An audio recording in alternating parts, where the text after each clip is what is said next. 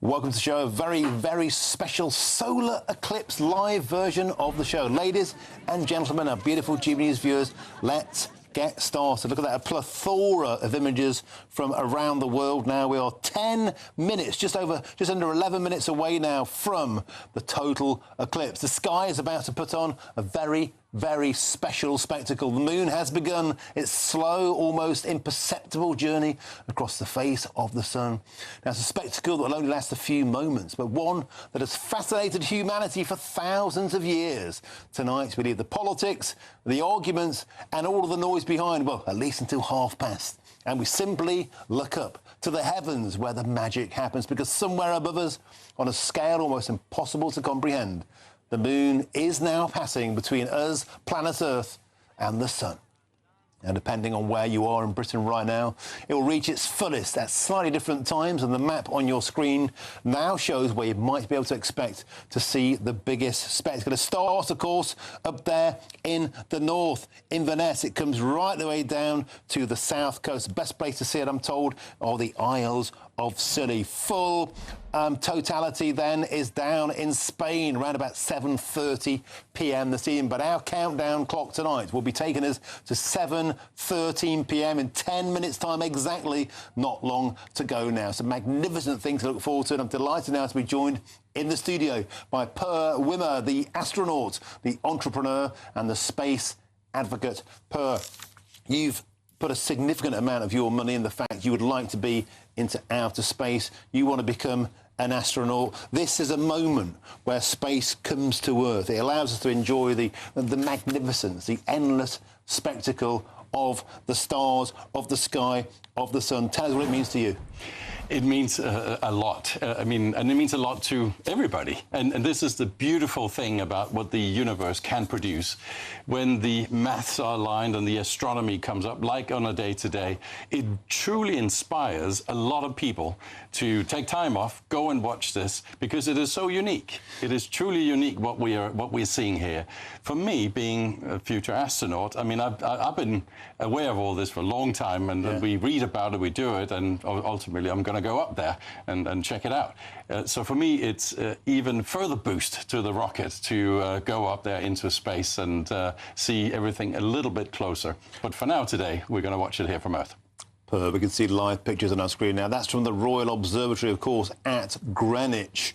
One of the best places in London to watch it. Of course, we've had our man Will Godley there today. You can see there pictures on your screen, and of course special telescopes are required, special sunglasses are required to look at this. You can't just go out there and start stampeding towards it using a pair of regular sunglasses.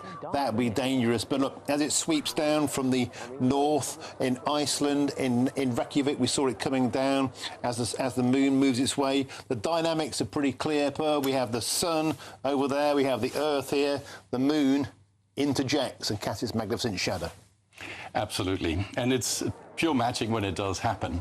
The funny thing, the reason why it happens so rarely is because the orbit of the moon around the Earth is actually tilted slightly by 5%, which therefore means it's not a perfect thing. Otherwise, we would have solar eclipse every new moon, so it would be very often. It doesn't happen so often. In fact, on average, a solar eclipse happens every 18 months somewhere on Earth. Yeah. But if you look at a specific point on Earth, whether it's London or Paris or whatever, on average, that only happens every 400 years.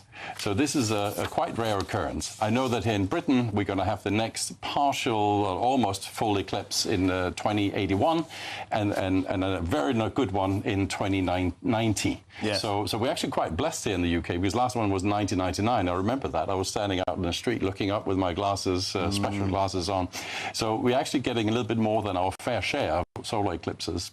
But if you are one of these enthusiasts, and there is a very big group of this, to travel around to the solar eclipses, you can actually catch one every 18 months somewhere in the world. The kind of eclipse chasers who are chasing this all around the planet, trying to enjoy this very, very special celestial moment. We're 1 minute 50 away now from that totality. We can see your amazing pictures on our screens now.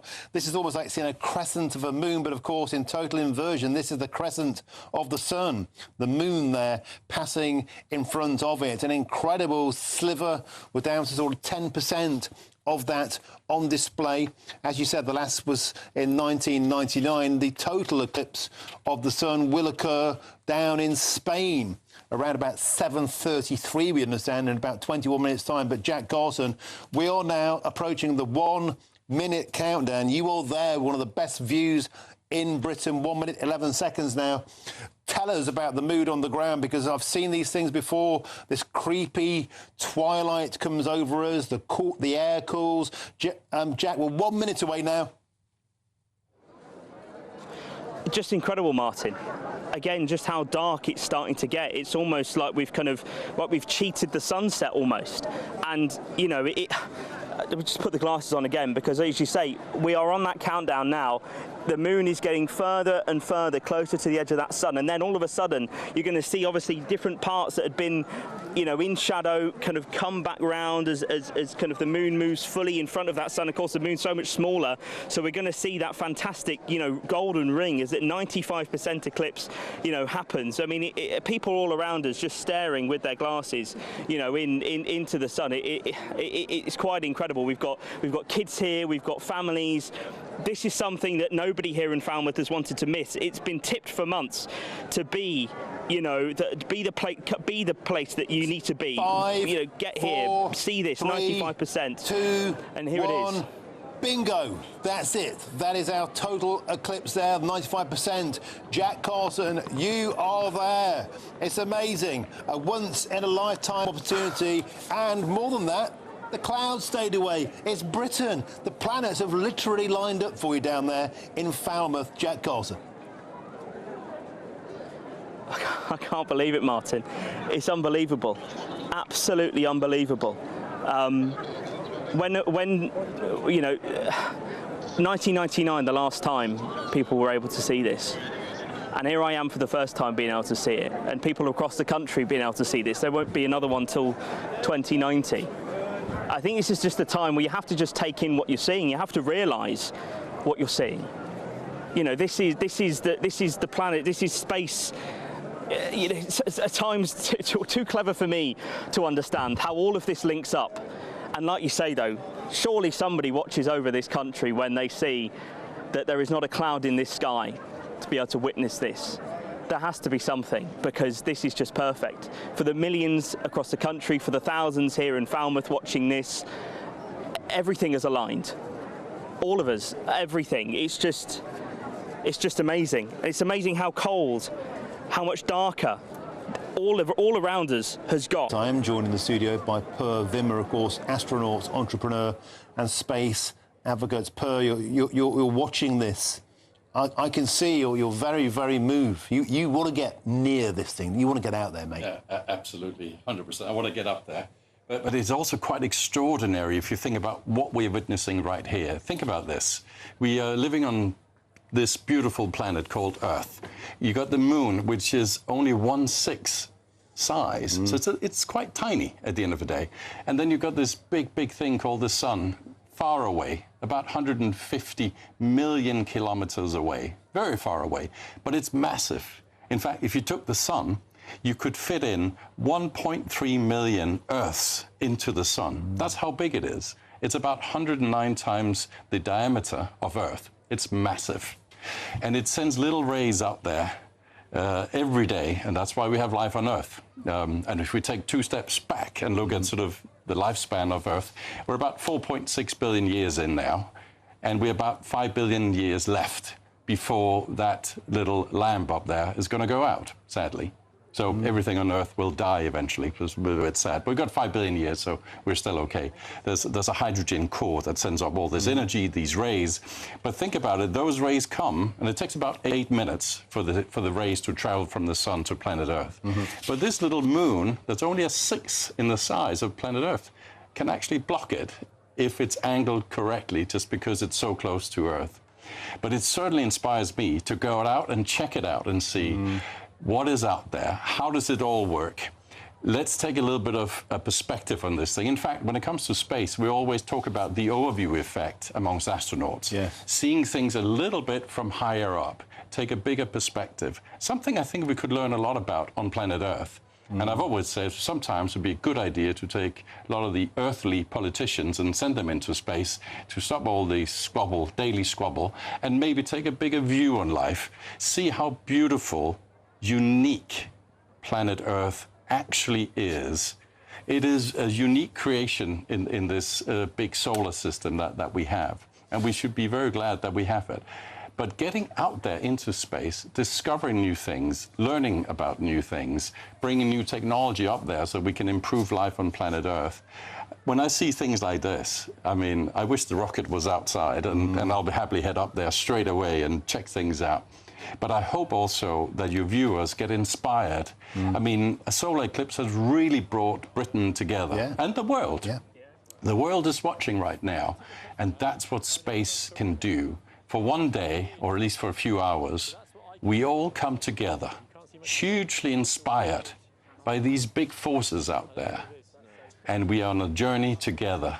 We're not arguing, we're not quibbling, we're actually enjoying how beautiful it is. And that, I think, is amazing. Amen to that. It's beautiful sentiment. And I certainly think the notion of sending a few politicians into outer space might curry some favour with some of our viewers. Get in touch, gbviews@gbnews.com, who you'd like to send into outer space. Some incredible pictures on our screens now. And we don't reach that full totality of Eclipse in the United Kingdom. We can see here pictures on our screen. This is Somerset. Look at that. And there is a wisp of cloud there, but again, if you believe in God, and I sincerely believe that people looking at these images are moved to think perhaps there's a greater power, perhaps there's something out there that can create things like this beyond the magnitude of the realms almost of human perception, of human knowledge. The wisps of cloud there, as we can see in Somerset, an amazing foreground, but they didn't get in the way. It almost, look at that now. Wow, the moon moving away, the sun bursting out now. Celestial, almost godlike. Look at that, Per. The sun just bursting back into life as the moon passes away and light returns over Somerset. It's incredible. Yeah. How can you not be inspired by that? It is incredible. I mean, back in the old days, people were a bit afraid of this thing because they maybe didn't understand fully what was going on. And it was considered bad omen, that, particularly for rulers, that if this thing happened, that might lead to something bad happening to them. Now, there's, on the flip side of that, there's also sort of an old saying that, you know, people who are have their star signs in the given months where it's happening, it's actually a positive thing. As it so turns out, it's actually my birthday on Tuesday. I'm a Leo. Wow. And this should be good news for all the Leos out there, because when these things are happening. They are so rare in any given location. But my God, isn't it just inspiring? Look at how it has captivated everybody. You know. And for us, going into space, I mean, for us, it's just a reaffirmation that, you know, there's so much more out there we need to explore. On the left of your screen there, ladies and gentlemen, you can see Falmouth. That's where our reporter Jack Carson is. That's his camera. It's a special camera with a filter on that Jack Carson set up. You can see that sliver of sun now. It's an inverse almost of a crescent moon. We're all very, very used to. This is much, much rarer event, a sliver of the sun. Starting to grow larger now as totality has been passed some 8 minutes ago. On the right there, Somerset. It's Britain. Some cloud coming in to spoil the party, to spoil the view. But you can see how the eclipse is passing now and the daylight is increasing. But elsewhere, of course, things move on. A global phenomenon, per Wimmer. We now know that the totality is going down towards Spain. Bilbao will have totality at 8:27 p.m, around about 5 and a bit minutes time. Zaragoza at 8:30, Palma. Of course, a lot of our viewers will be familiar with Palma, beautiful place, 8:32. Valencia, 8:33. And Madrid at 8:32, almost total, but the city itself is just outside of totality. But Spain will be plunged into total darkness in around about 8 minutes' time. And Per, you talk about the perception of humanity, the ability or inability to grasp such events. It's no wonder when you go back in time that people believed in sun gods. They just thought this was something so far beyond our comprehension. It has to be the work of a god. Well, that's the thing. It is so fundamental, and the powers of the universe are so strong that you cannot help but being dragged into it and think that there's got to be some bigger meaning in life there, and that's what happened in the old days, and certainly also these days. Now, obviously, scientifically, we have a much better understanding of what goes on, and in fact, you can very, very precisely these days predict exactly when the next eclipse is going to happen somewhere in the world, etc. It's all mathematical at this point in time. And in fact, for your viewers who, if they missed sort of the total eclipse, because obviously they can't make it to Spain just now because we're only minutes away here, yes. But you are super keen and you've been caught up by this sort of you become an eclipse chaser. There is an opportunity next year on August 2nd where you can actually go to Spain and see it again. See, as you say, moments away now, between 7:30, which is 2 minutes time, and another few minutes. We can see there, Andy, look at it, the final sliver. Yes. The final sliver disappearing away now as the moon forms that perfect blocking pattern betwixt Earth and Sun. A moment of great rarity, a moment of beauty, and there are no clouds in Spain to spoil it. We're moments away now, Andy Loud. Look, taking your breath away. Here we go. Totality is being reached as we speak, Andy. Looks like a filament there as well from the sun, which is quite spectacular. Wow, look at it, look at it, look at it, look at it. You can see, Andy, just on the sort of 2/3 the way down that crescent as it remains now, a puff of gas almost billowing out. Yeah, you've got this filament. It looks like a filament from the sun, which is spectacular. Oh, here we go. Andy, stand totality, by. Watch what's seconds away now. Look at that. A tiny sliver, a few filaments. Totality has been reached. Yeah, look at that. Andy Loud, totality. Look, a few puffs of gas puffing out from beyond the moon as darkness descends across Spain. Astonishing. Yeah, we're suddenly going to see this sudden burst of the corona, which will be absolutely fantastic. It's tantalizing. Andy, you spend your time, Andy, saying on the side, look at that now, an astonishing blister of gas. Look at that. Wow, look at that. Oh, wow. Andy, look at that. Oh. What is going on there, Andy? That's a huge billow, an explosion of gas. What's happening there, Andy? That's really good. This is the directly on the edge there. Yes, you can start to see it at the bottom right as well. You can see the edge of the materials coming there. You get a thing called Bailey's beads, where sunlight is shining through the canyons on the moon itself, which are quite. There, you can see them. This is light shining through canyons on the moon, which is quite fantastic. So you get this flickering effect which is starting to take place. Absolutely amazing here. Once it actually totally goes, you'll see then hopefully the burst of the corona around the outside of it. Wow, look at this. Andy Lown, there's just a sea of blackness, of darkness in the centre here. We can see now the re-emergence on that bottom third percentile. Imagine between 3 p.m. and 6 p.m. bursting into life. Around about 10 p.m. there, a huge billow of gas and a little flicker there about 1 p.m. What is that? Amazing imagery. What's that gigantic puff of gas there at the 10 p.m. mark, Andy? What is that? There we go. Look at that. Now you can, because what you see is get filaments coming from the sun. So now you're seeing it at the bottom here, all the light as the moon is now passing there. Quite amazing. Where's this being shot from, did you say? Is it Leon in Spain? This is Leon in Spain, Andy. Leon in Spain. Right, yeah, okay. Not full totality then from Leon, it looked like. It's sort of just because we didn't see the spectacular sight of the corona around it. No, Andy, I think you're splitting hairs there, my old son. What we saw there was something truly majestic. Well, it was truly fantastic, yeah, absolutely amazing. I mean, absolutely incredible, really. Looking on in the studio here, I'm joined by Per Wimmer, of course, astronaut, entrepreneur and space advocate. Per, you were almost close to tears there, just simply mind-blowing. It is just incredible and so emotional, isn't it? I mean, to just think that the big lamp up there is completely gone in seconds. Yeah. I mean, slowly, and then suddenly it goes quite fast, and then there's nothing. You know, the animals go to sleep and everything. It is just remarkable, the feeling you have on Earth thinking, wow, what is this? How do we cope? How do we cope with it? And then slowly but surely comes back again.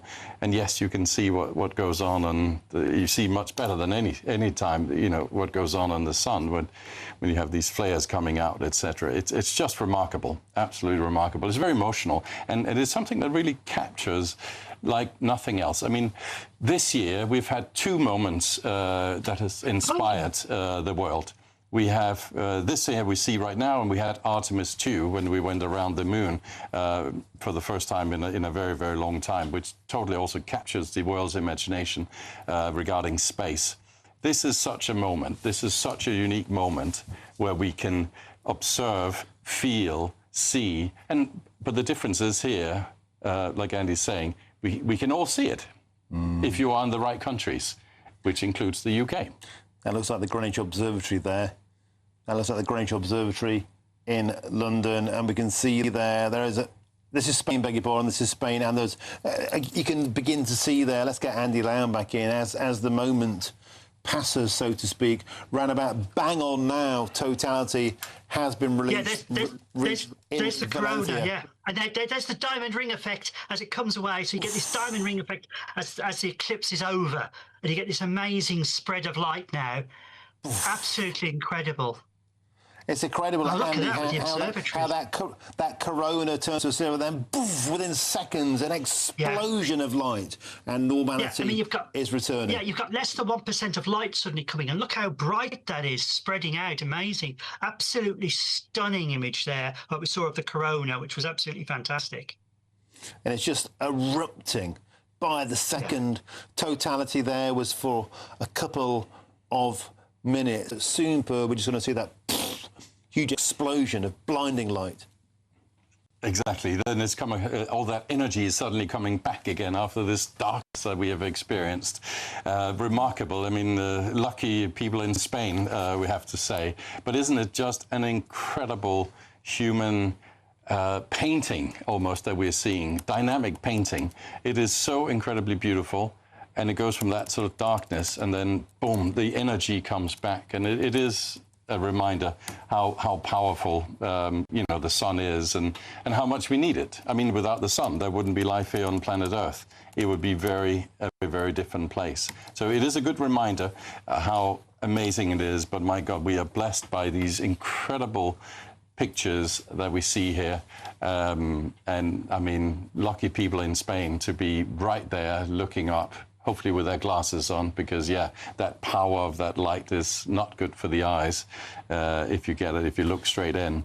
But look how beautifully, graciously, it's sort of coming back to life now from this point of ultimate darkness, the night during the day. It is just incredible. It reminds me a bit of when I used to, as part of my space training, I used to fly fighter jets very high up, at 80,000 feet. Yeah. And when I was up at that level, I would see the darkness of the universe, and at the same time also the sun. Quite surreal. You can't really comprehend this both day and night at the same time. Well, here we experience something a little bit on the same lines.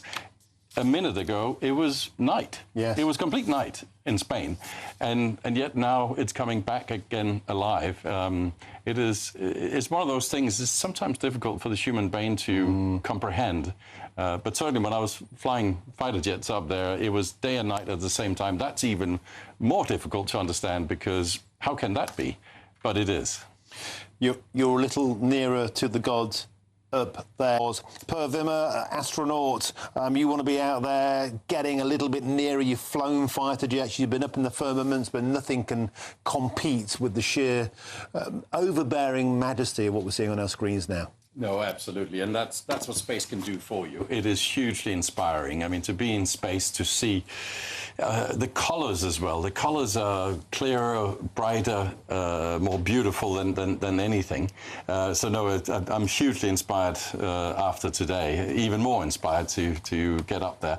And I can't wait to get into the rocket next year and to fly up a bit closer to what we're watching here. Maybe not all the way to the sun or to the moon, but certainly in that direction. Well, Per Wimmer, I wish you the very, very best luck. Please send us pictures and videos.